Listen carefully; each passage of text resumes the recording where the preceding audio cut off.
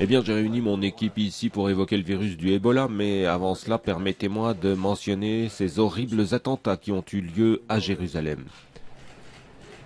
Nous savons que deux assaillants insensés, brutaux, ont attaqué les fidèles qui priaient dans une synagogue au cours des prières du matin. Il est évident que nous condamnons, dans les termes les plus forts, ces attaques.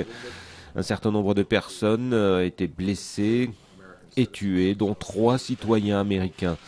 C'est donc une tragédie pour nos deux pays, Israël ainsi que les États-Unis, et nos cœurs sont avec les familles qui ressentent en ce moment une énorme douleur.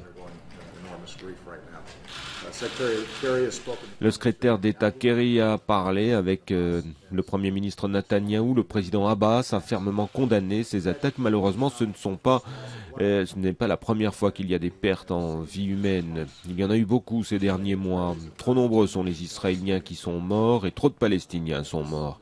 En ces temps difficiles, je pense qu'il est important qu'Israéliens et Palestiniens travaillent ensemble pour réduire les tensions, rejeter la violence.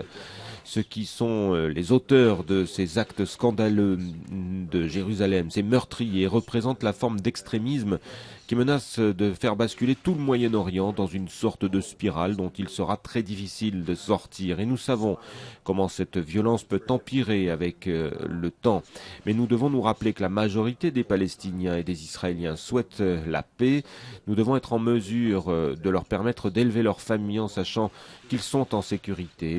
Les États-Unis vont travailler avec toutes les parties concernées pour faire une réalité de cela et isoler ces extrémistes qui sont en train de provoquer ce terrible carnage.